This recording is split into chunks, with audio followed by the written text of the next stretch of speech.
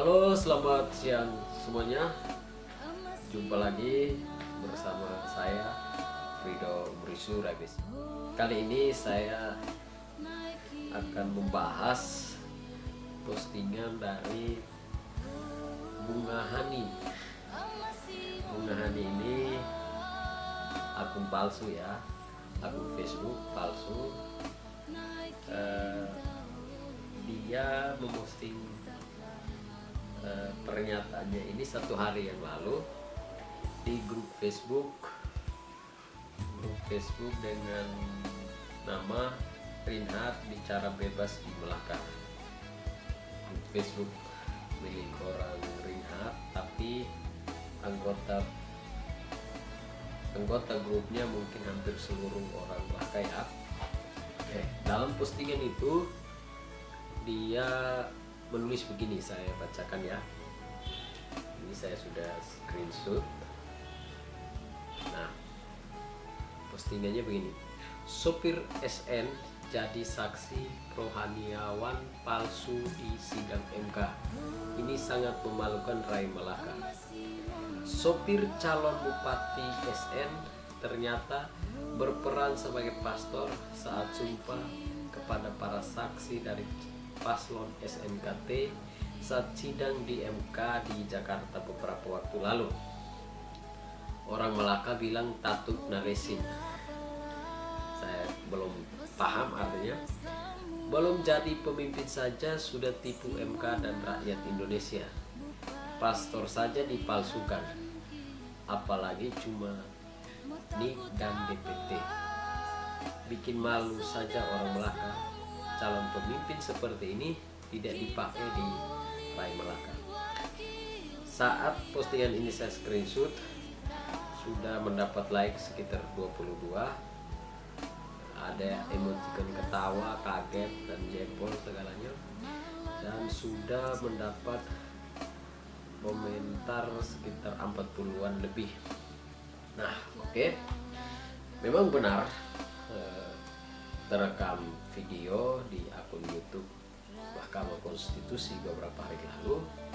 Publik Melaka tahu bahwa yang memegang Alkitab, kitab suci yang orang Kristen Katolik dan Kristen Protestan itu saat sumpah para saksi itu yang memegang Alkitab itu memang seorang supir pribadinya Bapak Simonang ya, saudara Adi Bere. Saya cukup kenal orangnya, bahkan sangat kenal orangnya, teman baik juga. Nah, di sini si Bunga Hani, mungkin beliau bunga desa. Bunga Hani ini mengatakan bahwa ini sangat memalukan rakyat Melaka. Saya ikuti video saat pengambilan sumpah para saksi itu. Di situ si Adi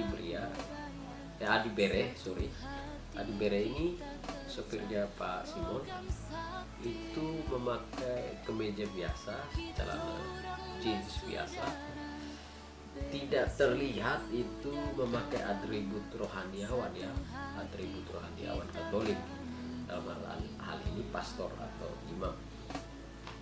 Biasanya rohaniawan Katolik itu memakai jubah, lalu kasula, stola. Itu menandakan bahwa dia adalah seorang pastor. Dan tidak semua orang memakai atribut rohaniawan yang komplit seperti itu. Nah, menurut saya, mungkin kalau penipuan publik, kecuali si Adi Bere ini saat melakukan sumpah itu memakai atribut pastor, imam ya, misalnya yang tadi saya sebutkan, jubah, kasula, dan stola. Nah, itu baru, mungkin menurut pendapat saya, itu baru penipuan publik, karena si Adi Bere ini notabene-nya beliau berprofesi sebagai supir. Nah, mungkin itu situasional saja menurut saya. Dan Eh,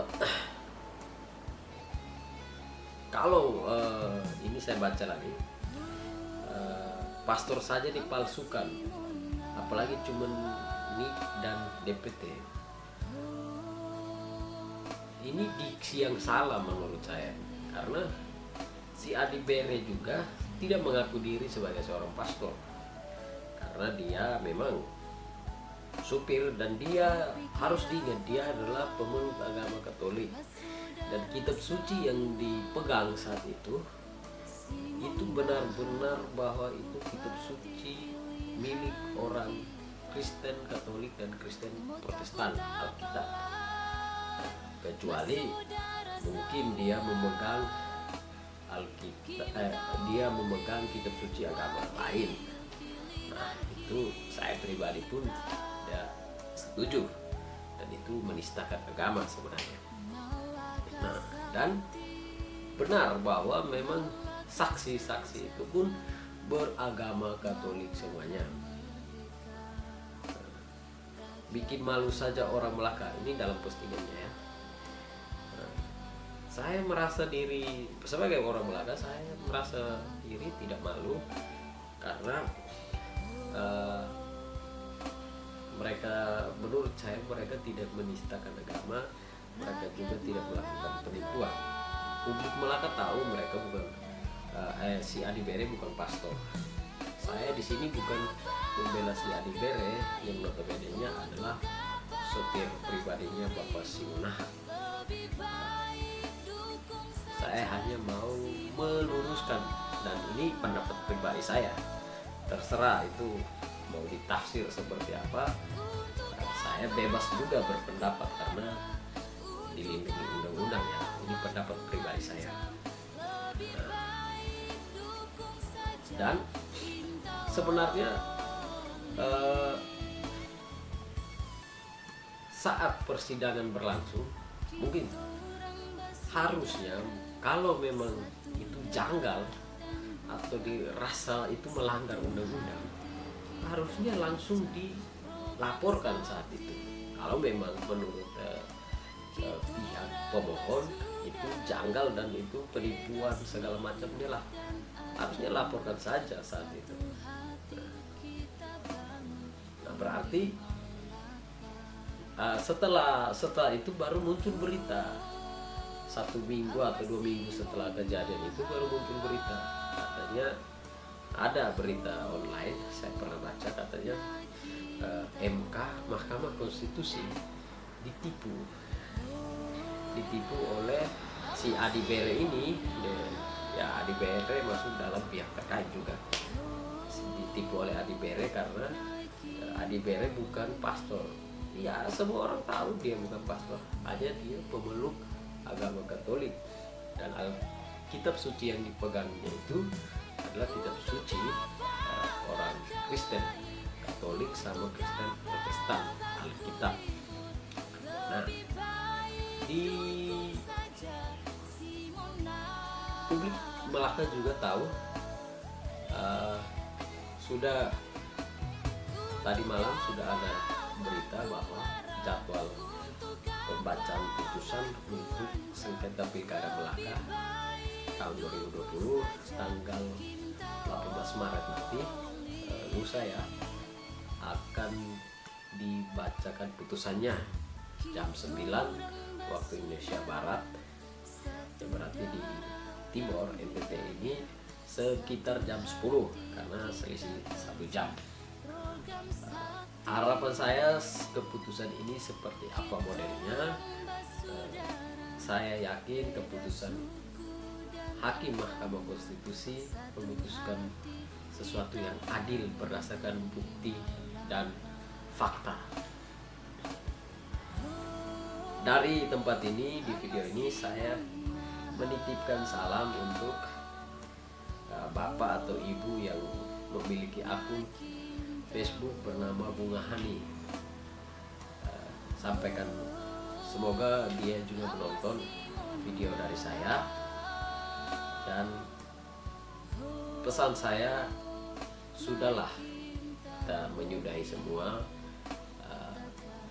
Bukan, kita tidak lagi di pihak satu atau di pihak dua. Jika keputusan ini sudah ada tanggal 18 Maret nanti, seluruh kita ini bergabung, kita adalah masyarakat Kabupaten Melaka. Mari kita membangun Rai Melaka tercinta ini. Karena politik sudah usai, sudah berlalu. Untuk apalagi saling membuli? Berbicara sesuatu yang real dan masuk akal lah. Kalau tidak masuk akal tidak perlu, karena itu sangat membias nanti dan tidak menguntungkan sama sekali. Oke, dari tempat ini saya ucapkan terima kasih sudah menonton video saya. Tetap semangat semuanya. Mari kita menanti keputusan Mahkamah Konstitusi untuk kepastian hukum dari pilkada kita pada tahun 2020 kemarin.